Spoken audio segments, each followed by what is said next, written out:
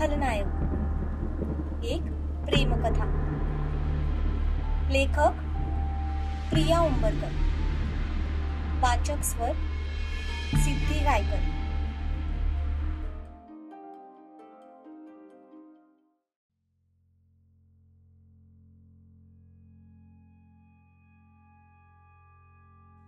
समोरून येणाऱ्या सम्राटकडे बघत सगळे गप्प झाले. त्याने एकदा सर्वांवर नजर टाकली तर सगळ्यांच्याही चेहऱ्यावर विविध प्रश्न होते. आणि ते प्रश्न काय असणार याची त्याला सुद्धा कल्पना होती. रविजा. Yes boss.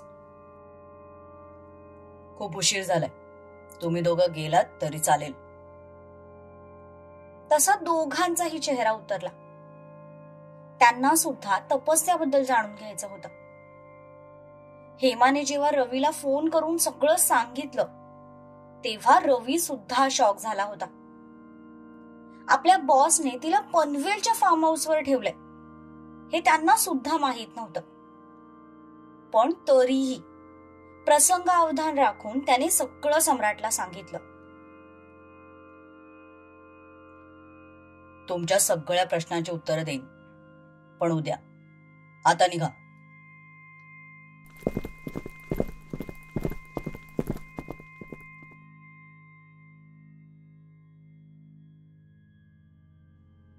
ते जाताच सम्राट त्या तिघांच्याही समोर बसला. आबा, आत्या आणि आज्ञा तिघेही आळीपाळीने त्याच्याकडे बघत होते. इनफॅक्ट त्याच्याच बोलण्याची वाट बघत होते. विचारा, तुम्हाला काय विचारायचे ते. अरे कोण आहे ती मुलगी आणि तू तिला घरी घेऊन का आलायस? आत्या, तिचं नाव तपस्या आहे आणि सध्या ती फक्त माझी एक जबाबदारी आहे. त्या व्यतिरिक्त कोणीही नाही. जबाबदारी म्हणजे? आबा, तुम्हाला भास्कर तर माहीतच असेल. हो माहितीये. त्याचं काय? 6 महिन्यांपासून एक प्रोजेक्ट मिळवण्यासाठी मी जीवाचं रान करत होतो. काहीही करून मला तो प्रोजेक्ट मिळवायचाच होता. तो प्रोजेक्ट जर मिळाला तर या वर्षीचा तो आपला सगळ्यात मोठा जॅकपॉट असणार होता. आणि हे त्या भास्करला पण माहिती होतं, कारण त्याची नजर सुद्धा त्याच प्रोजेक्टवर होती. म्हणून तो माझ्या मागावर होता. 1-2 वेळा सहज माझी आणि तपस्याची भेट झाली. त्यावरून त्याने असा निष्कर्ष काढला की तिचं आणि माझं काहीतरी सुरू आहे. आणि म्हणूनच त्याने कोणतीही शहानिशा न करता माझ्यावरचा राग म्हणून तिला किडनॅप केलं. मी त्यातून तिला सोडवलं आणि आपल्या पनवेलच्या फार्म हाऊसवर नेऊन ठेवलं. मला वाटलं की तिथपर्यंत तो पोहोचणार नाही, कारण ते माझं सिक्रेट फार्म हाऊस आहे, ज्याबद्दल खूप कमी लोकांना माहिती आहे. पण तरीही काल काही माणसांनी तिथे हल्ला केला आणि पुन्हा एकदा तिला किडनॅप करायचा प्रयत्न केला. हेमाच्या प्रसंगावधानामुळे मी तिला वाचवू शकलो आणि म्हणूनच सध्या मी तिला इथे घेऊन आलो. सध्या तरी ही एकच जागा अशी आहे जी तिच्यासाठी सेफ आहे. ऍक्च्युली तिच्या या मॅटरशी काही संबंधही नाहीये. ती फक्त माझी एक एम्प्लॉई आहे. पण तरीही ती लोक हात धुवून तिच्या मागे लागलेत. आणि जोपर्यंत हा सगळा मॅटर सॉल्व्ह होत नाही तोपर्यंत मी तिला मोकळं सोडू शकत नाही. सो निदान काही दिवस तरी ती याच घरात राहील. हे सगळं ऐकून ते तिघे मात्र शॉक झाले होते. आज्ञाला यातलं जास्त काही कळालं नव्हतं, पण जितकं कळालं त्यावरून तरी हा मॅटर नक्कीच गंभीर आहे हे तिने समजून घेतलं. अरे म्हणून काय तिला डायरेक्ट घरी घेऊन यायचं का? इतके सगळे बंगले आहेत आपले, त्यातल्या कुठल्याही बंगल्यावर ठेव. आत्या सम्राटच्या निर्णयामुळे थोड्याशा नाराज झाल्या होत्या. खरं तर ती नाराजी पण त्याच्यासाठीच होती, कारण खूप मुश्किलीने सम्राट मुलगी बघायला तयार झाला होता. आणि आता त्या पाहुण्यांना जर हे सगळं कळालं तर त्याचं लग्न मोडतंय की काय अशी त्यांना भीती होती. आशा, तू जरा शांत हो. सम्राट, तू जे केलंयस ते योग्य केलंयस, मला सगळं मान्य आहे. पण मग आता पुढे काय करणार आहेस? असं किती दिवस ती मुलगी आपल्या घरात राहणार?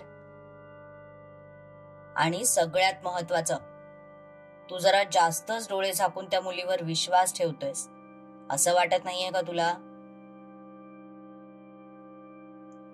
आबा, फक्त थोडे दिवस. मी लवकरात लवकर या सगळ्याचा सोक्षमोक्ष लावेन. निदान तोपर्यंत तरी तिला इथे राहू द्या. ठीक आहे, आमचा तिच्यावर नसला तरी तुझ्यावर विश्वास आहे. थँक्यू सो मच आबा. थँक्यूची आवश्यकता नाही. हे घर जितकं माझं आहे तितकंच तुझं सुद्धा आहे. तू पाहिजे त्या व्यक्तीला या घरात ठेवू शकतोस. फक्त मला तुझी काळजी वाटते इतकंच. आबा, मी म्हणालो ना, मी या सगळ्याचा सोक्षमोक्ष लावेन. विश्वास ठेवा. बर, उद्या घरी पाहुणे येणार आहेत तुला बघायला. आय नो तू सध्या बऱ्याच टेन्शन मध्ये आहेस, पण मी आणि आशाने ऑलरेडी त्यांना इन्व्हिटेशन दिलेलं आहे. ते लोक उद्या दुपारच्या लंच साठी येणार आहेत. त्यांची मुलगी शिवांगी सुद्धा येणार आहे. त्यामुळे उद्या दुपारपर्यंत तरी तू घरी थांबावस अशी माझी अपेक्षा आहे. आणि तू तसा मला शब्दही दिलेला आहेस. ठीक आहे आबा. बर, मला तुझ्याशी एकांतात बोलायचंय. 10 मिनिटं माझ्या खोलीत ये. आबा उठून त्यांच्या खोलीत निघून गेले. त्याने आत्या आणि आज्ञाकडे पाहिलं. आत्या पण उठून त्यांच्या खोलीत निघून गेल्या. त्याचं असं तपस्याला घरी घेऊन येणं त्यांना अजिबात आवडलेलं नाही. हे त्यांच्या वागण्यातून लगेच दिसून येत होतं. तो एक सुस्कारा देत उठला आणि आबांच्या रूम मध्ये गेला.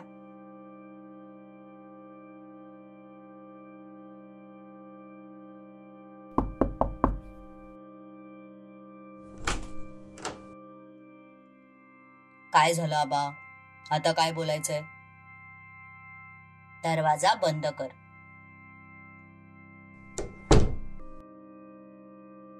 हे बघ सम्राट, मी जास्त घुमून फिरून बोलणार नाहीये. मला सांग, तू त्या मुलीची सगळी चौकशी केली आहेस ना?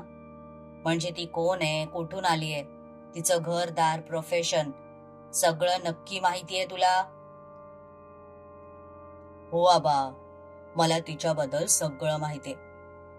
आणि खरंच तिचा या सगळ्या मॅटरशी काहीही संबंध नाहीये. असं असेल तर चांगलंच आहे, पण मला वाटतं तू जरा जास्तच सावधगिरी बाळगायला हवी. व्याप जसा जसा वाढतोय तसे तसे तुझे दुश्मन पण वाढतायत. आणि ही गोष्ट कधीही विसरू नकोस. नाही आबा, मी कधीच काहीच विसरत नाही आणि कधी कोणाला काही विसरू पण देत नाही. ठीक आहे, जा आता. तसा सम्राट तिथून निघून गेला आणि स्वतःच्या रूम मध्ये आला. कालपासून त्याचं चित्त थाऱ्यावर नव्हतं. तिच्या काळजीने तो सैरभैर झाला होता. आज मात्र तिच्या शुद्धीवर येण्याने तो थोडा रिलॅक्स झाला होता.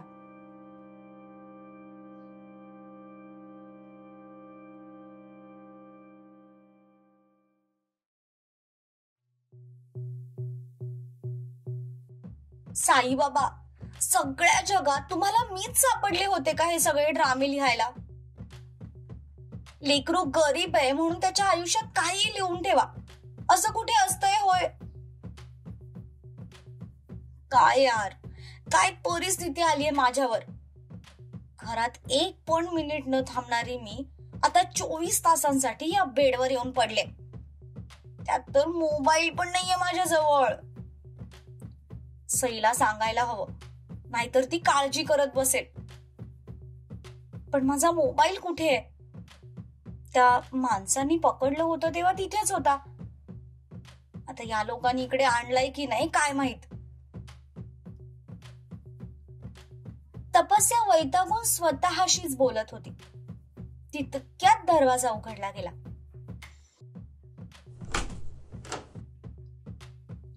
समोर नर्स सोबत आता एक डॉक्टर आली होती, जिला सम्राटने मगाशी चेकअपसाठी बोलवलं होतं. डॉक्टरला बघून तपस्याच्या कपाळावर आठ्या पसरल्या. त्याचं कारण म्हणजे मॅडम इंजेक्शनला खूप घाबरत होत्या. इतकं तर ती बंदुकीच्या गोळीला सुद्धा घाबरत नव्हती, जितकी इंजेक्शनला घाबरत होती. डॉक्टर, तुम्ही चेक करा, मी सम्राट सरांना बोलावून आणते. Hello hello doctor. डॉक्टरने तिचा चेकअप सुरू केला. सगळ्यात आधी बीपी चेक केला. पण डॉक्टर जेव्हा जेव्हा तिच्या जवळ यायची तेव्हा तेव्हा छातीची धडधड वाढत जायची. ती तिच्या बॉक्स मधून इंजेक्शन काढते की काय अशी भीती तिच्या चेहऱ्यावरून लगेच दिसून येत होती. डॉक्टर तिचं चेकअप करतच होती. तितक्यात सम्राटपणात आला. सगळं ठीक आहे ना डॉक्टर? हो, सगळं ठीक आहे, काही प्रॉब्लेम नाही. मी आता एकदम व्यवस्थित आहे. तुम्ही उगीच डॉक्टरला बोलवलं. तपस्या, डॉक्टर ते आहेत की तू आहेस? बाकी सगळं तर ठीक आहे, पण जखम भरायला जरा वेळ लागेल. मी एक इंजेक्शन देते, त्यामुळे त्यांना फार त्रास जाणवणार नाही. नाही, मी इंजेक्शन घेणार नाही. आय मीन सॉरी, मला असं म्हणायचंय की मी आता बिलकुल ठीक आहे आणि माझा पाय पण दुखत नाहीये. मग कशाला उगीच इंजेक्शन वगैरे घ्यायचं? मॅडम, जखम खूप खोलवर आहे आणि सकाळी सुद्धा पेन किलरचं इंजेक्शन दिलं होतं, ज्याचा असर अजूनपर्यंत आहे. म्हणून तुम्हाला जास्त काही वेदना जाणवत नसेल. पण रात्री नंतर तुम्हाला झोप सुद्धा येणार नाही, इतकी ती जखम दुखेल. म्हणून मी आता एक इंजेक्शन देऊन जाते, त्यामुळे सकाळपर्यंत तुम्हाला शांत झोप लागेल आणि तुमचा आराम सुद्धा होईल.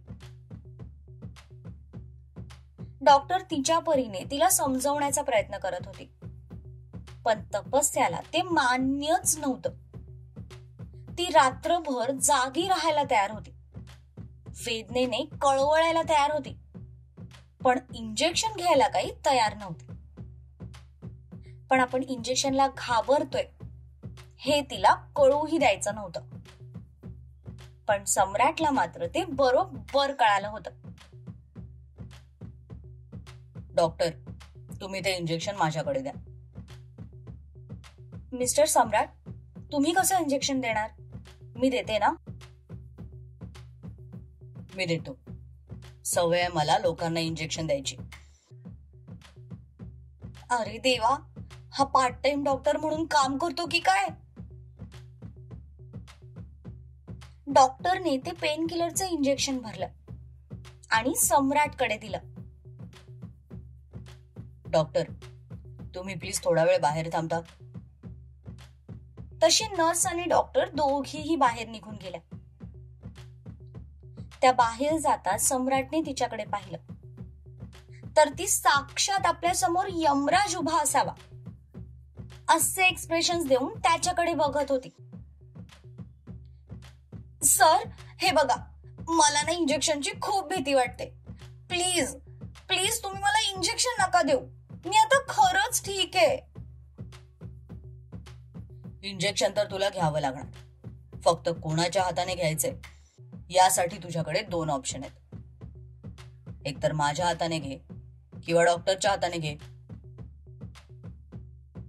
सर, तुम्ही याआधी कोणाला इंजेक्शन दिलंय का? इंजेक्शन तर मी भरपूर दिलेत, पण ते देण्याची स्टाईल थोडी वेगळी होती. म्हणजे इंजेक्शनच्या जागी कधी कधी माझ्या हातात बऱ्याच वेळा चाकू असायचा किंवा रामपुरी, कधी कधी तर बंदूक. सर, तुम्ही क्रिमिनल आहात का? अरे थोडा थोडा आहे, जास्त नाही काही. आता हे थोडा थोडा क्रिमिनल काय असतं? हे बघ, माझा बायोडेटा मी तुला नंतर देतो, आधी इंजेक्शन घेऊया. नाही, नको.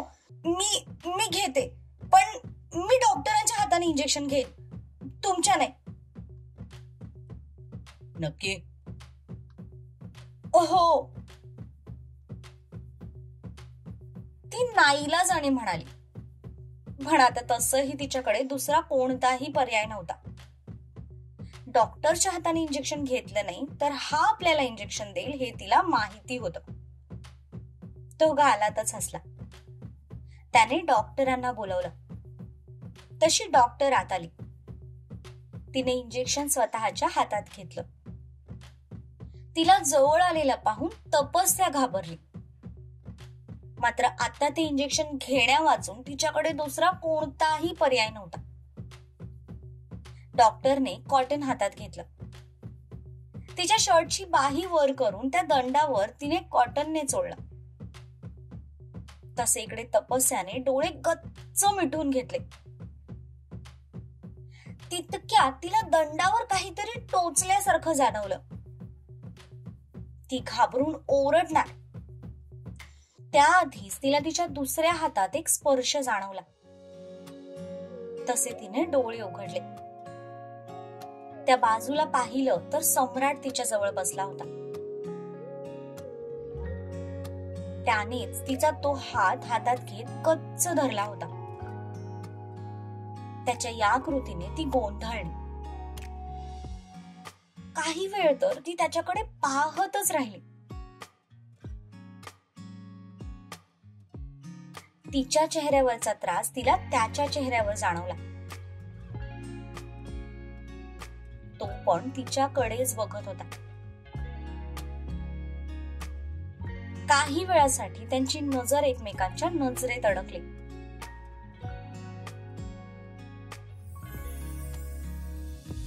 Okay, done. डॉक्टरने इंजेक्शन दिलं तसे दोघेही भानावर आले. तपस्याने दुसरीकडे पाहिलं. तेवढ्या वेळात डॉक्टरचं इंजेक्शन देऊनही झालं होतं. आत्ता मात्र तिला आश्चर्य वाटलं. ते इंजेक्शन आपल्याला कधी टोचलं गेलं तेही तिला समजलं नव्हतं. सुरुवातीला फक्त काहीतरी मुंगी चावल्यासारखं तिला तिच्या दंडावर जाणवलं. आणि त्यानंतर जे ती त्याच्या डोळ्यात अडकली, त्यानंतरच तिला पुढचं काहीही आठवलं नाही. थोड्या वेळासाठी तर ती स्वतःच्याच वागण्याने गोंधळली. आपण इतके त्याच्यात हरवलो की आपल्याला त्या इंजेक्शनची वेदना सुद्धा जाणवली नाही. या गोष्टीचं तिला आश्चर्य वाटत होतं. Thank you doctor. सम्राटने तिच्या डाएट बद्दल डॉक्टरला विचारलं. ते दोघे बोलत होते आणि तपस्या कन्फ्यूज होऊन त्या दोघांकडे बघत होती, खास करून सम्राटकडे. तो जरा आपली जास्तच काळजी घेतोय हे तिला प्रकर्षाने जाणवत होतं. मगाशी आपण किती हक्काने त्याला मिठी मारली, पण तरीही तो काही बोलला नाही. आता सुद्धा त्याने आपली भीती लक्षात घेऊन आपल्याला धीर दिला. आणि या सगळ्या गोष्टी पुन्हा पुन्हा तिच्या डोक्यात फेर धरू लागल्या. Thank you doctor. सम्राटने डॉक्टर पुढे हात करत हँडशेक केला. डॉक्टरनेही हँडशेक करत एक स्माइल दिली. आणि ते दृश्य बघून तिच्या कपाळावर मात्र आठ्या पसरल्या. तिला त्यांचं असं हातात हात घेणं जरा सुद्धा आवडलेलं नव्हतं. तिने चेहरा लगेच दुसरीकडे फिरवला. सम्राटने डॉक्टरची फीस दिली. तशी डॉक्टर निघून गेली. डॉक्टर निघून जाताच त्याने पुन्हा एकदा तिच्याकडे पाहिलं, तर ती हाताची घडी घालून गाल फुगवून दुसरीकडे बघत बसली होती. ते बघून आता त्याच्या कपाळावर आठ्या पसरल्या होत्या.